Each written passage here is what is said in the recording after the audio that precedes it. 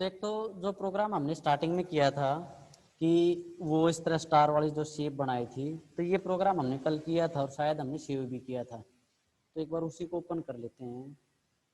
शायद ये किया था हमने ARM नाम से।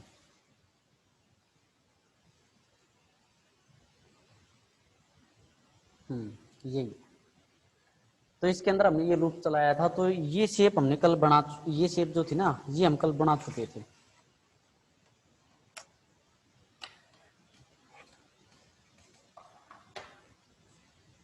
इसको रन करते हैं एक बार। ये शेप हम बना चुके थे ना।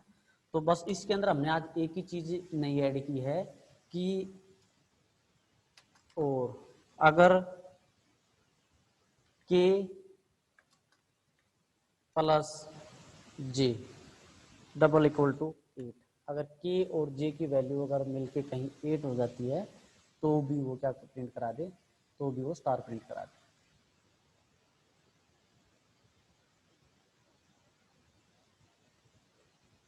ठीक है। तो अब देखो इसके अंदर क्या शेप होगी आपकी। ये जो शेप है,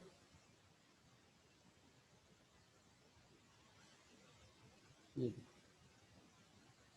जो मैंने बताया था, ये स्टार कैसे प्रिंट हुआ, क्योंकि यहाँ पर जे और के की वैल्यू 8 होती है, यहाँ पर भी के और जे की वैल्यू 8 होती है, यहाँ पर भी और यहाँ पर भी लास्ट। ठीक है। तो ये आपका जो स्क्वायर बना था ना, इसके अंदर ये क्रॉस का जो सिंबल है ये लग जाता है। ओके। उसके बाद जो हमने बाइनरी नंबर का किया था कि हम कोई भी डैश नंबर डालेंगे और वो उसको बाइनरी में कन्वर्ट करा दे।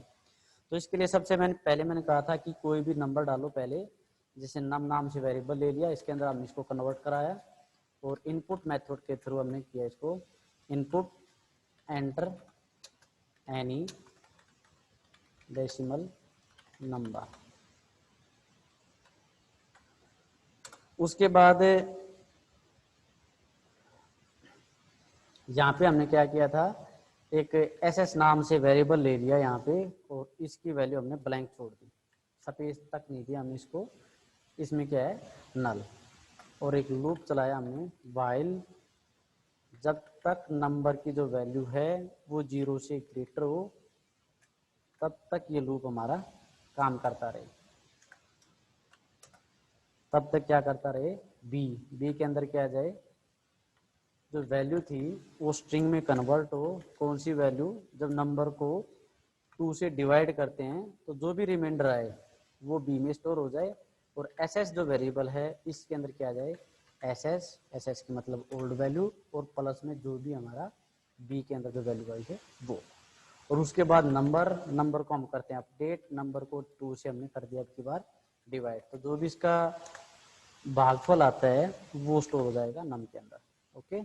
और जैसे ही हम लूप से बाहर निकलेंगे तो हमारे पास SS के अंदर एक वैल्यू होगी। एक बार उस वैल्यू को हम प्रिंट करा के देखते हैं कि जैसे हमने 25 का बाइनरी नंबर निकाला था, वो था आपका जैसे 1 क्या था, 25 का हमारा 11001 है ना। तो मैंने कहा था ये आपका इस टाइम पे फिलहाल क्या प्रिंट कराएगा, ऊपर से नीचे वाली वैल्यू प्रिंट कराएगा। देखते हैं करता है या नहीं। तो हमने यहाँ पर इसको क्या कर लिया, प्रिंट करा लिया। कब, लूप से बाहर निकलने के बाद। यही प्रिंट कराते लूप के अंदर ही, SS को साथ में वो प्रिंट भी कराता रहे और कर्सर वहीं पे रहे, इसलिए मैंने क्या लगा दिया, कॉमा। ठीक है।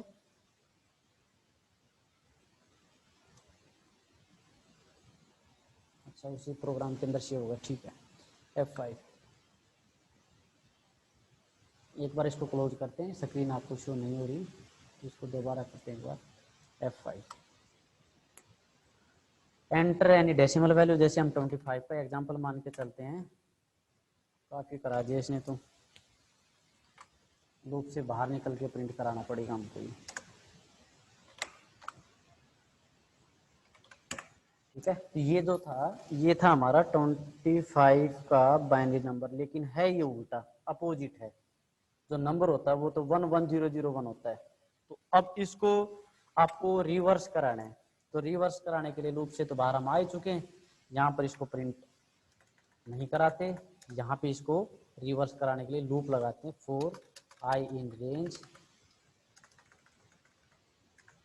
आई इन रेंज, कोई भी वेरिएबल ले सकते हो आई की जगह, ए बी सी डी जो आपकी मर्जी आप ले सकते हो। और इसके अंदर आपको पता है 3 चीज़ें होती हैं। सबसे पहले स्टार्टिंग पोजीशन, और स्टार्टिंग पोजीशन में हमने लेन नाम का फंक्शन लगाया है जो किसी भी स्ट्रिंग की लेंथ काउंट करता है, उनमें से एक माइनस किया है क्योंकि हमको इसको पोजीशन में कन्वर्ट करना है।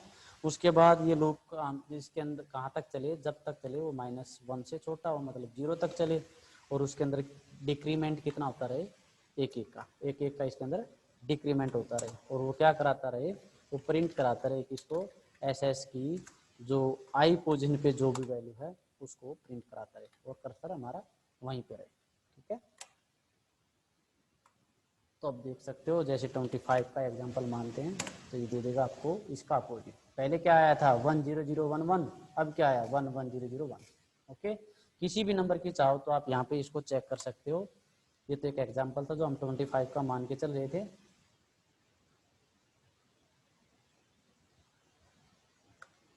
जैसे मैं कहता हूँ 125 125, इसका आपको बाइनरी नंबर बना के दे तो भाई इसका बाइनरी नंबर भी होता है, चाहो तो निकाल के आप देख सकते हो।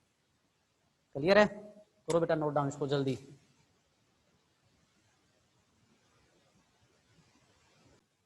चलो ठीक है, अब जो प्रोग्राम हमने किस चीज़ का बनाया था, जो कि आपको एक Fibonacci series, write a program to find out the Fibonacci series up to given number. आपको कहाँ तक, जहाँ तक आप टर्म देते हो उसको वहाँ तक कि आपको फाइबोनिक सीरीज आपको प्रिंट करानी है।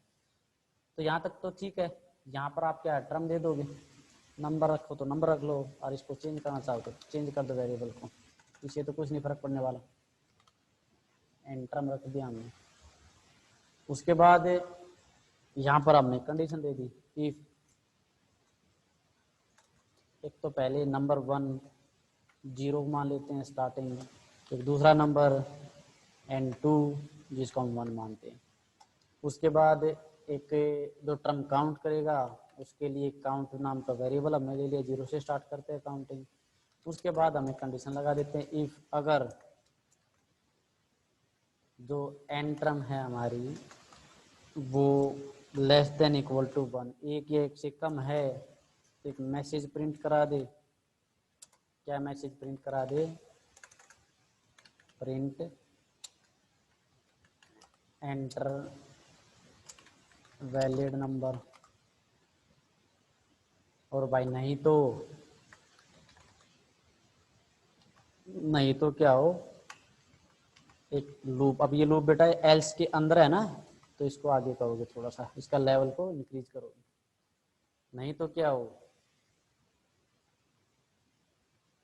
जो एंड जब तक काउंट की वैल्यू 0 से बड़ी हो,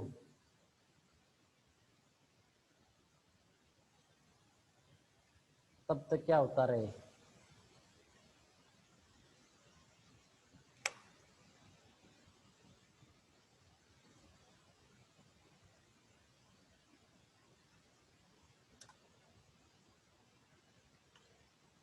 वो प्रिंट करा दे क्या,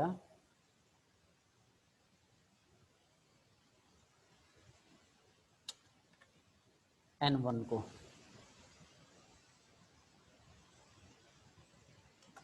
और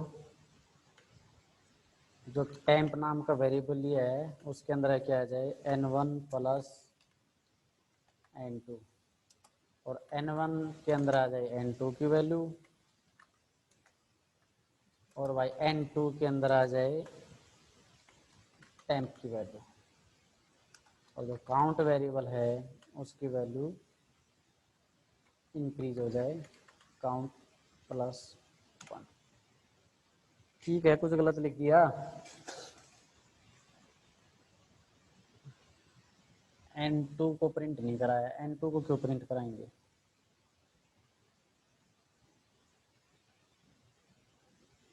तो n1 में तो आ तो रही है वैल्यू, n1 0 से स्टार्ट करेगा, n1 हमने प्रिंट तो करा दिया, और n1 के अंदर n2 की वैल्यू भी जा रही है।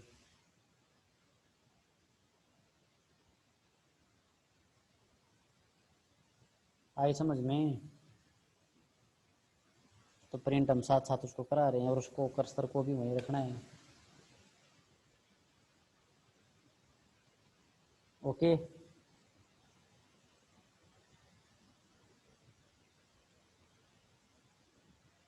कुछ लूप में गड़बड़ है क्या, देखियो लगी। मैंने तो, मेरे को तो लगता है मैं कुछ जल्दबाजी में कुछ और ही लिख गया हूँ।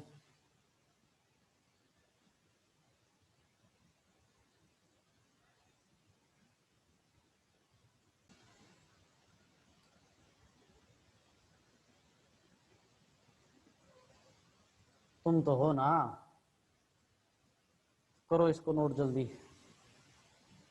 ये था बेटा, इसके मैंने बताया तो था आपको।